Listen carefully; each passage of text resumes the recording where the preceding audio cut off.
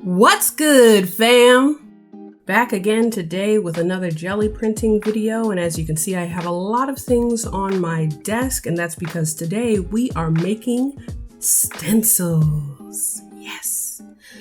And for that, we are going to need these plastic sheets. This is just a 12 by 12 Mylar plastic sheet, pretty thin. We'll be able to make the stencils we want. We'll also be using some hole punches. I have this set of 3. There is a heart, a star, and then also a circle. Shaking out the remnants.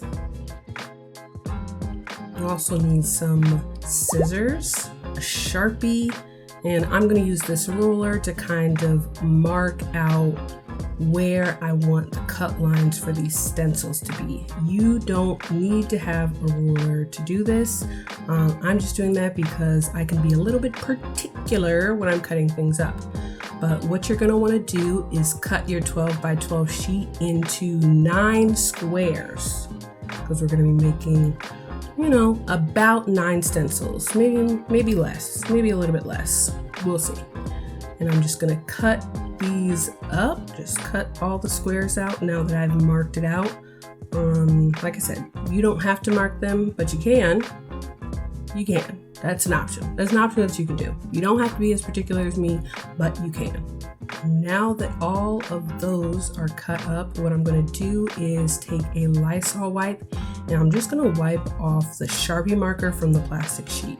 The reason I'm doing it is because when I've used Sharpie on these plastic sheets in the past and tried to Gelli print with them, the Sharpie will actually it'll make its way onto the print and onto the Gelli plate. So you may not want any random black lines.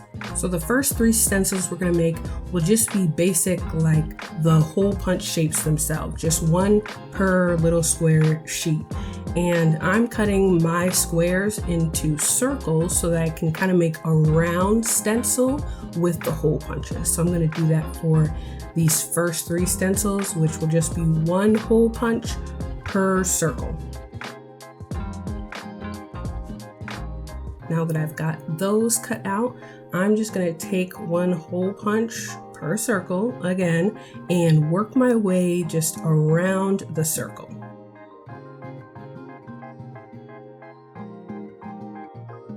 Hopefully you have better hole punches than I do, because mine give me a little bit of problem. I don't know if it's the Mylar's too thick, which it's really not all that thick, or the hole punch is just too weak, too cheap or something, but I really have to like put some elbow grease in it when I'm trying to pop these hole punches. Some of them are easier than others. This one I'm just gonna have to use both hands to kind of punch the holes around, and I'm just going all the way around the circle.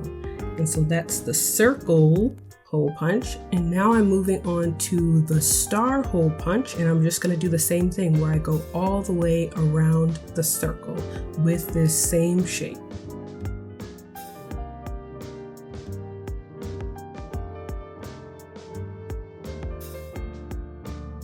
This one was a little easier to work with, this hole punch. Well, this one, the heart be giving me trouble. So I just went and skipped ahead, and you might be able to see that with each punch that I did, the heart's still connected to the plastic sheet. I'm just going to take my scissors and kind of snip the hearts off so that I can have a clear-cut heart-shaped hole all around the stencil sheet.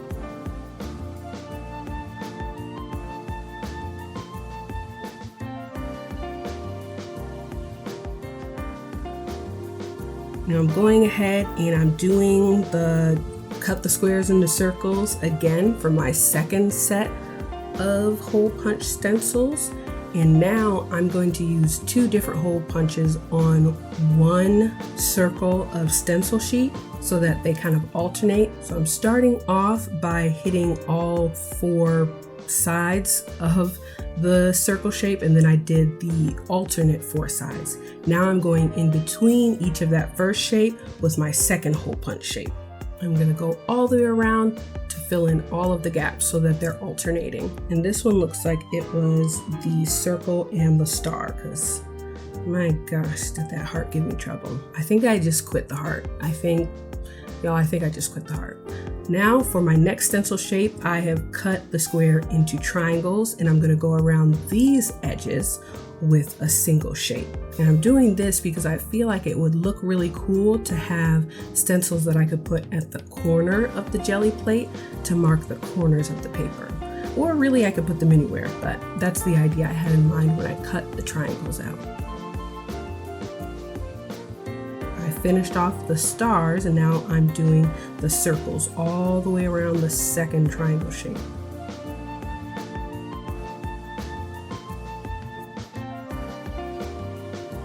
And now that that is done, you see me stretching my hands because my gosh, these are just not getting these hole punches, but you know, I'm dedicated to the cause.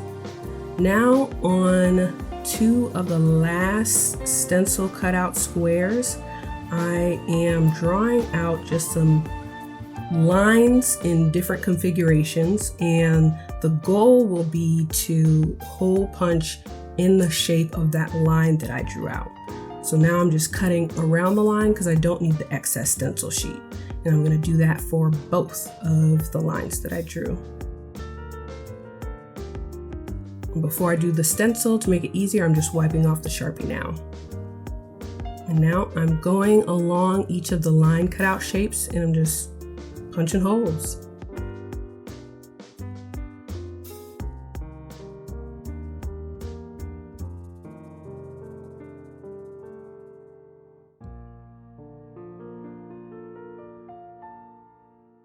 So I've done the first one with the stars, and now for the wavy line, I'm going to use the circles going. Actually, nope, not circles, stars. I gave up on the circle one too. Off camera, I went ahead and cut out the excess stencil sheet that wasn't hole punched into so that that paint can show through it when I use it in a print. And I just did that with all the enclosed shapes. Now I'm grabbing my Gelli plate, and you should grab yours because it is time to pull some prints.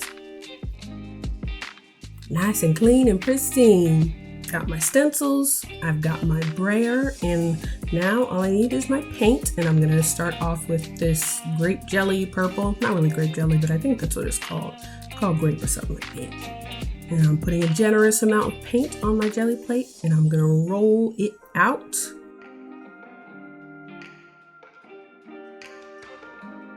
Making sure I build up a nice good layer of paint.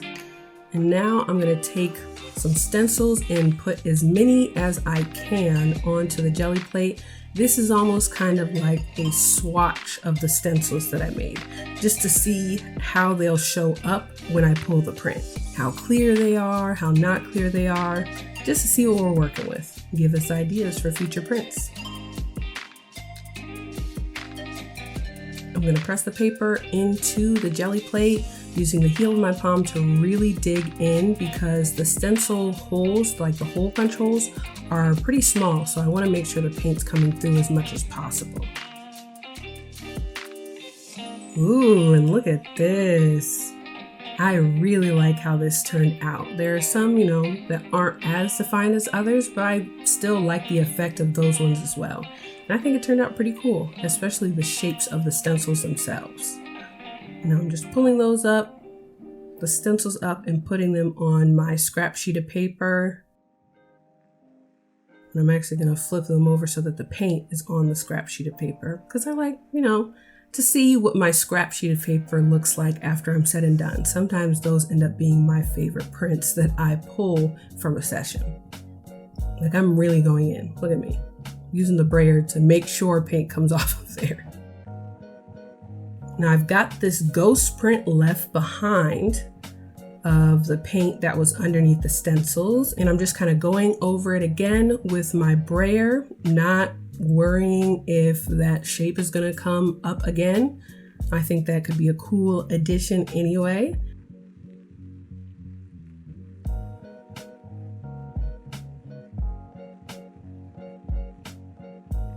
And I'm just going in with the last of the stencils that I didn't get to use and swatch the first time, and we're just going to see what those look like.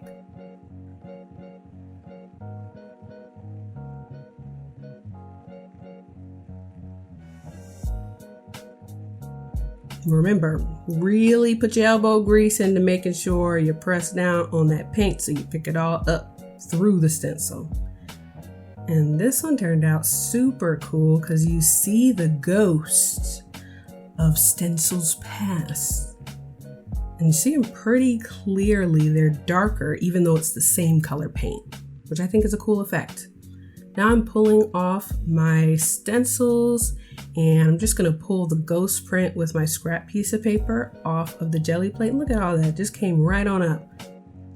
And the scrap paper is looking pretty cool. It's all one color, so now we're gonna have a little bit of fun so that we can build up some more colors and test it out some more.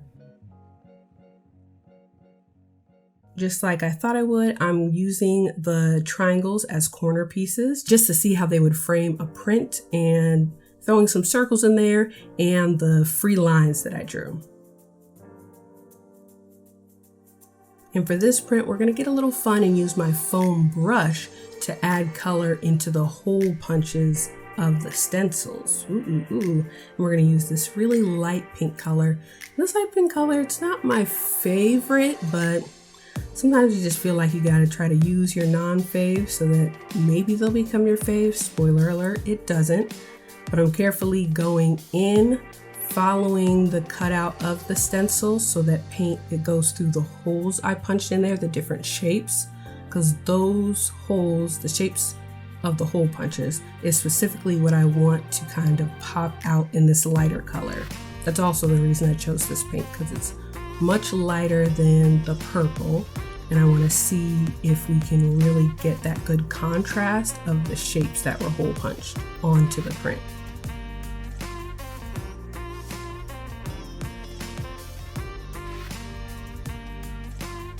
Now I'm going to peel up these stencils, and honestly I really like this part because it just feels, when you pull, it's such a satisfying feeling pulling up the plastic stencils from the Gelli plate.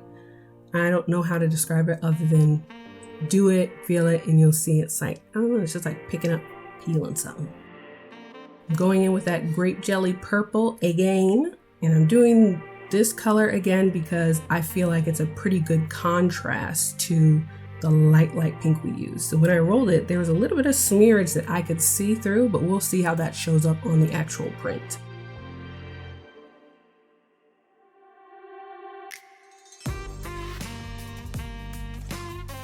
It's looking like we got most of the color off the plate, which is always a good sign, a good baseline.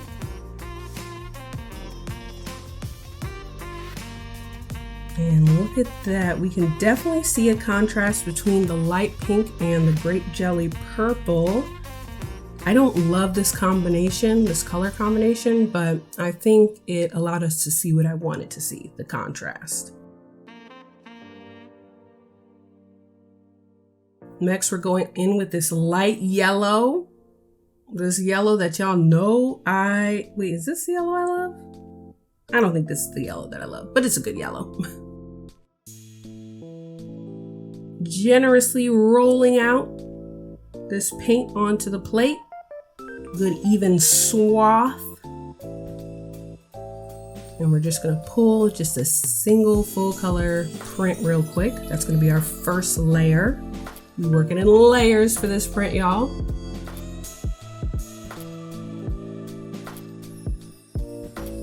And, you know, the plate's looking a little ashy, but that's all right. That is all right. This time, what I usually do, I usually work with the light color first. Like I usually lay down the light color as like the forefront color. This time I put the lighter color as the background color. And I used this pink to be the foreground color. And I think it gave me a really cool contrast that I like even better.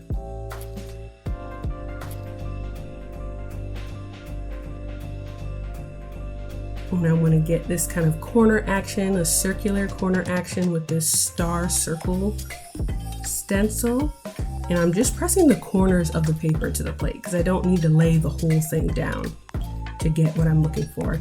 And I didn't even think about how that would inverse. The way I flipped the paper made it so that the circle stencil didn't cut the corner of that print. I'm just gonna add a little zigzaggy action to it. And I will say that I really enjoy when I put the paint down through the stencil with the foam brush instead. The shape's just a lot more crisp than when I press the paper onto the Gelli plate and kind of try to pick up the paint through the stencil, because that just adds a barrier that makes it a little less clear, and I like it crispy. Now, time to review. So our first print, where we were just kind of swatching the stencils that we made, the first and second print are that. And I really like how this print turned out. I love the whiteness of the shape of the stencil itself that it leaves behind. Such a stark contrast from the purple to see kind of the negative space of the paper. And here's the second one. And some of these stencils came out really clear, like this circle one at the bottom here, really clear. And the middle one a little bit, but the top one, some of the parts were clear, some weren't. And this is the first one that we did with the two colored prints. And you can see the contrast, but it's not as good of a contrast as I'd like it to be. And it looks a little smeared a little bit, but I do like the effect of the colors on top of each other, the stencil shapes being a different color. And then this last one, I would say the color combination itself is my favorite. You can really see the contrast between these two color prints. And I think it's because I pulled a single color print first of the yellow, and then that kind of dried on its own on the paper. And I went in with the stencils and put the pink down, and then I picked up that color one at a time. So there was no rolling on the first color first of the stencils and then going over the top, which is where the smearing can occur. And so that's really it for this video. We made some stencils and we pulled some prints from them. I had fun. I hope you had fun. And well, yeah, okay, bye.